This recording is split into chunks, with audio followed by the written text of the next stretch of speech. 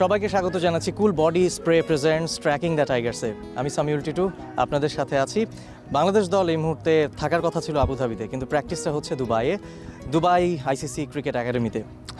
সাধারণত ম্যাচের আগের দিন দলের অনুশীলনটা হয় সেই মাঠে, এবং ওই মাঠকে কেন্দ্র করে দলের স্ট্র্যাটেজি সাজে কিংবা ওই কন্ডিশনের সাথে অ্যাডজাস্ট হওয়ার একটা বিষয় থাকে। আবুধাবিতে বাংলাদেশ দল দুটি ওয়ার্ম আপ ম্যাচ খেলেছিল। দে নো দ্য কন্ডিশন, এবং সেই অ্যাটমসফিয়ার সম্পর্কেও তাদের বেশ ভালো ধারণা আছে। আইসিসি ক্রিকেট একাডেমিতে দল ঝালিয়ে নিচ্ছে এই মুহূর্তে নিজেদের। শারজাতে প্রথম ম্যাচে শ্রীলঙ্কার সঙ্গে একটা হার দলের মধ্যে মৃদু একটা কম্পন তৈরি করেছে। সেই কম্পন নানাভাবেই দলের ভেতরে আলোড়িত। স্পেশালি মাহমুদুল্লাহর ক্যাপ্টেন্সি নিয়ে বেশ সমালোচনায় সরগরম এই মুহূর্তে টিম এনভায়রনমেন্ট। একই সঙ্গে আমরা যদি দেখি লিটন দাস, তিনিও কিন্তু খুবই আতশী কাঁচের নিচে আছেন, কারণ তার পারফরমেন্সটা সেদিন মোটেও ভালো ছিল না। দুটো ক্যাচ মিস করেছেন। এই পুরো টুর্নামেন্টেই তার ব্যাট হাসেনি। তাকে কেন্দ্র করেই কিন্তু দলের ভেতরে যে একটা বিব্রতকর পরিস্থিতি, দল যদিও সেটা বলছে না স্পষ্ট করে খোলাসা করে, দল কিন্তু ব্যাক করছে লিটন দাসকে। ফুটবল খেলেছে প্র্যাকটিসের শুরুতেই বাংলাদেশ দল, এবং সেটা নিজেদেরকে একটু চনমনে ভাব, চাঙা ভাব নিয়ে আসার জন্য। তবে একজনের উপরে একটু আলাদা চোখ থাকবে, তিনি মাঠে খেলেন না কিন্তু দলকে খেলান। তার স্ট্র্যাটেজিতেই বাংলাদেশ দল মাঠে নামে। তার ভালো মন্দ, বাংলাদেশ দলের পারফরমেন্সের ভালো মন্দ এবং বাংলাদেশ দলের পারফরমেন্সের যতটুকু সব কিছুই তার স্ট্র্যাটেজি প্ল্যানিংয়ের একটা অংশ। বলছি রাসেল ডমিঙ্গোর কথা। রাসেল ডমিঙ্গোর ব্যাপারে যে কথাটা এসছে, বাংলাদেশের সাবেক অধিনায়ক মাশরাফি বিন মুর্তজা তিনিও কিন্তু আগের দিন তার ফেসবুক স্ট্যাটাসে তাকে নিয়ে সমালোচনা করেছেন যে হাতের মুঠোয় থাকা ম্যাচটা যেভাবে গ্রিপের বাইরে গেছে, তার দায় কোনোভাবেই প্রোটিয়া কোচ এড়াতে পারেন না। এবং সেই বিষয়টাকে কেন্দ্র করেই ইংল্যান্ডের বিপক্ষে ম্যাচের আগে এই কোচ ভীষণ রকমের চাপে। He is in hot water, he is in troublesome situation. Bangladesh দলের চিন্তার একটা বড় জায়গা জুড়ে ফিল্ডিং। আমরা প্রথম পর্ব থেকে শুরু করে শারজায় সুপার 12-এর ম্যাচেও সেটাই দেখা গেছে। ক্রুশাল টাইমে লিটন দাসের দুটো ক্যাচ মিস যেমন দলকে ভুগিয়েছে, এবং একই সঙ্গে সিনিয়র প্লেয়ার সাকিব, মাহমুদুল্লাহ থেকে শুরু করে অন্য যারা আছেন তাদের হাত থেকেও কিন্তু অনেক সময় ক্যাচ ফসকেছে। ইংল্যান্ডের বিপক্ষে ম্যাচেও বাংলাদেশ যেন ঠিক সেই জায়গাতেই ভালো পারফর্ম করে আবারও কামব্যাক করতে পারে, এই টুর্নামেন্টকে জমিয়ে দিতে পারে, সেই এক্সপেকটেশনের জন্য ফিল্ডিং উইল বি আ কি পার্ট।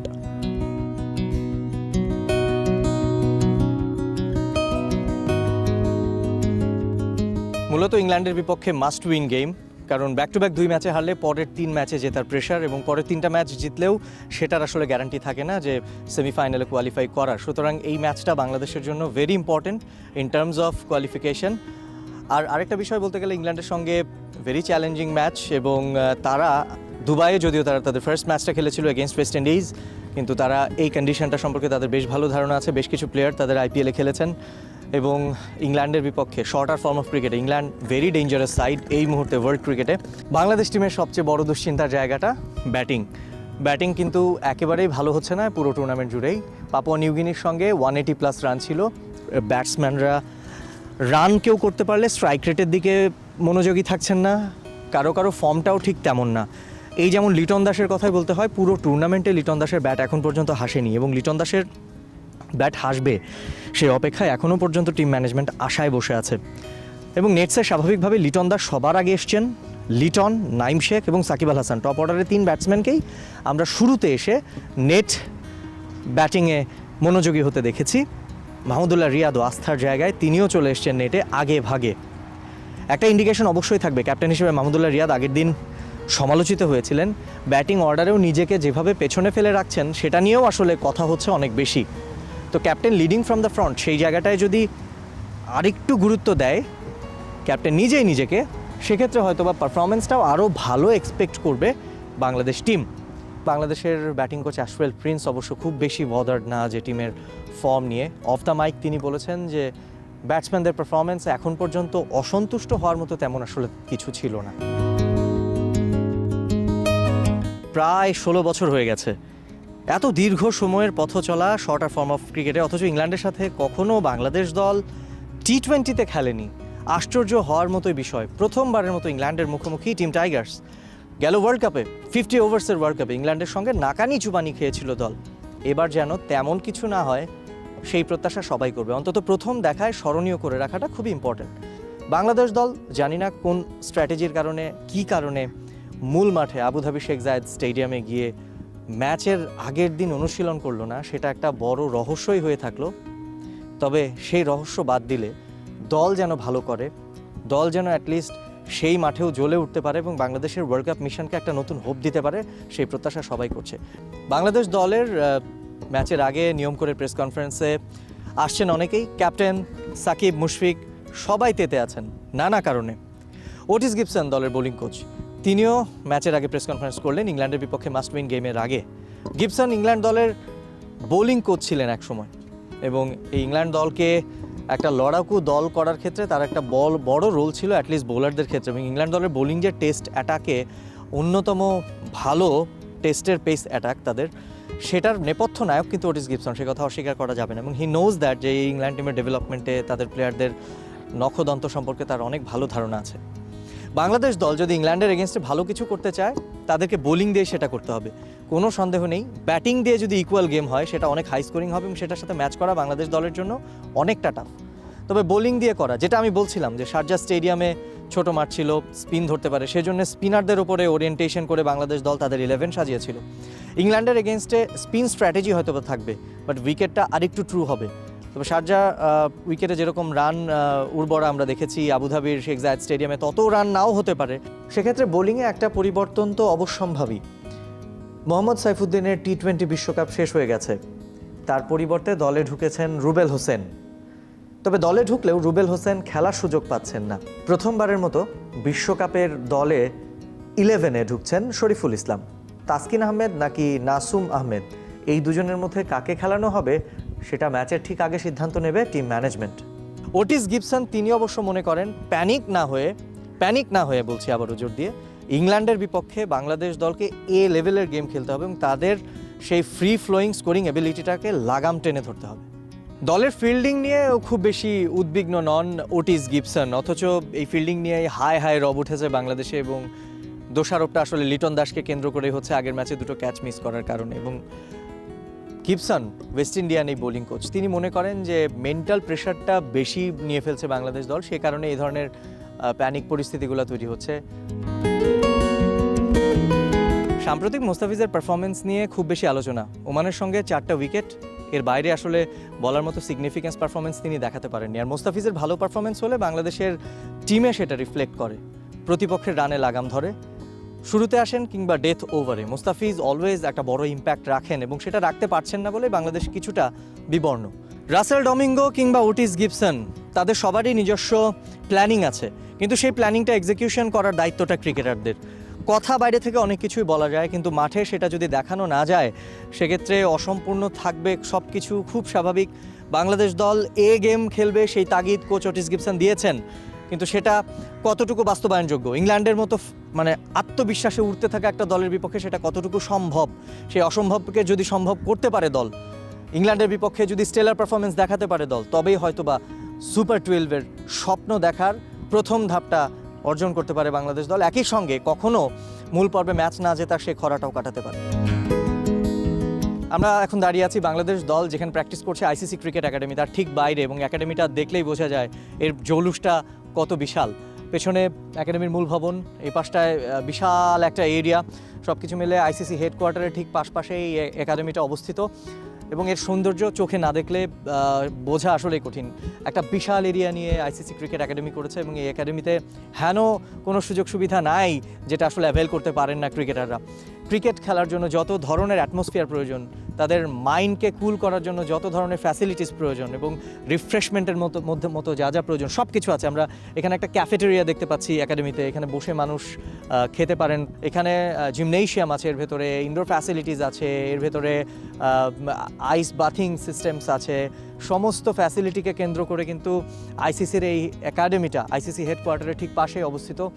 এটা এত সুন্দর একটা স্থাপনা করা হয়েছে, এবং এখানে আসলে বোঝা যায়, না আসলে কেউই বুঝবেন না যে আসলে কত বড় একটা অ্যাটমসফিয়ার নিয়ে আইসিসি একাডেমিটা অবস্থিত। দুবাইয়ের এই একাডেমিটা মূলত ক্রিকেট খেলার জন্যই প্রতিষ্ঠিত, তবে ক্রিকেটটা মূলত আর্নিং সোর্স না আইসিসির। সে কারণেই এখানে একাডেমি চালাতে গিয়ে যে খরচটা তুলে আনেন আইসিসি কর্তারা, সেটা হচ্ছে ফুটবল এবং টেনিসের জন্য আলাদাভাবে যে কোর্টটা আছে ফুটবলের ভাড়া দেওয়া হয় এবং সেই ভাড়া থেকে একটা বড় অ্যামাউন্টের টাকা আসে, কারণ ফুটবল ইউএইতে বেশ পপুলার এবং একই সঙ্গে টেনিস খেলার জন্য অনেকেই ইউরোপিয়ানরা যারা এখানে থাকেন তারা থাকেন টেনিস কোর্টে, তারা পে করে খেলা দেখতে আসেন। সুতরাং ওই যে একপাশে লা লিগা একাডেমি আমরা দেখতে পাচ্ছি, ফুটবলের জন্য যে ফ্যাসিলিটিসটা সেটাকে তারা অ্যাভেল করেন যারা ফুটবলের বড় ফ্যান এই আইসিসি একাডেমিতে, এবং যারা টেনিস খেলতে চান তারা টেনিস খেলার সুযোগটা লুফে নেন এবং সেই আর্নিংগুলো দিয়ে আইসিসি একাডেমির ব্যবস্থাপনার যে খরচটা হয় সেটা সাধারণত সেই জায়গার আর্নিংটা থেকে। আমার মনে হয় যে it's a very good complex to play cricket, এবং এর মধ্যকার আসলে কি ব্যবস্থাপনা আছে, ভেতরটা ঠিক কেমন, আমরা এখন দেখে আসতে চাই।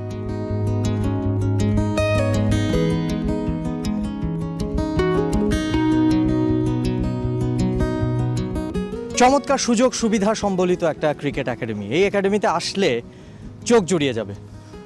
মরুর মাঝে কি সুন্দরভাবে সবুজের সমারোহ করা হয়েছে, কি সুন্দরভাবে মাঠ মেনটেন করা হয়েছে, ঘাসের রক্ষণাবেক্ষণ করা হয়েছে, ঘাসগুলোকে গজিয়ে উঠতে এবং তাদেরকে সারভাইভ করতে কি সুন্দর পরিবেশ দেওয়া হয়েছে। আইসিসি অত্যন্ত সুচারুভাবে সুনিপুণভাবে মাঠগুলোকে ব্যবস্থাপনা করছে। ক্রিকেটের বিশ্বায়নের জন্য, ক্রিকেটের গ্লোবালাইজেশনের জন্য আইসিসি ক্রিকেট একাডেমির দুবাইয়ের অবস্থিত একাডেমিগুলোর অত্যন্ত গুরুত্বপূর্ণ রোল আছে। এক পাশে মাঠ, যে মাঠে প্র্যাকটিস করছে শ্রীলঙ্কা দল, অন্য পাশে প্র্যাকটিস করছে বাংলাদেশ দল। আর আমরা যদি এই একাডেমির আরেকটা মাঠ গিয়ে দেখি, এখানে আরও একটা দল প্র্যাকটিস করার সুযোগ পায়।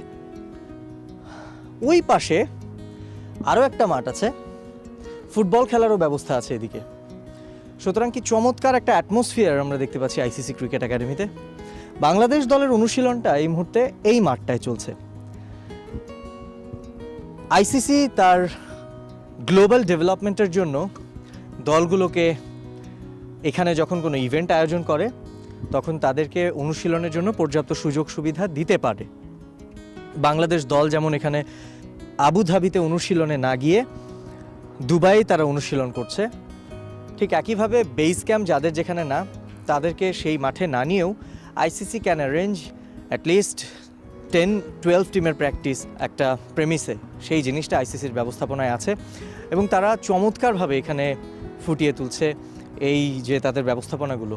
যে গ্রাউন্ড আমরা দেখতে পাচ্ছি, যে আউটফিল্ড আমরা দেখতে পাচ্ছি, একেবারে বিশ্বমানের ফাস্ট আউটফিল্ড, বল দ্রুত গড়াবে এবং মূল এন্ট্রান্স থেকে শুরু করে এর মাঝখানের ব্যবস্থাপনা, indoor dressing room, gymnasium, training facilities, everything ICC cricket একাডেমিতে কিন্তু তাদের আছে এবং তারা কিন্তু ঠিক সেই কারণেই আলাদা, অনন্য। ইউএইতে ক্রিকেটের ব্যবস্থাপনা, ইউএইর মানুষের ক্রিকেটের প্রতি তেমন একটা আগ্রহ না থাকলেও আইসিসির একাডেমিগুলো কিন্তু একটা বার্তা দেয় যে ভবিষ্যতের স্থাপনা করার জন্য আইসিসি ক্রিকেট একাডেমির এই স্থাপনাটা তারা কত সুন্দরভাবে, তারা কত গুছিয়ে এটাকে তৈরি করেছে।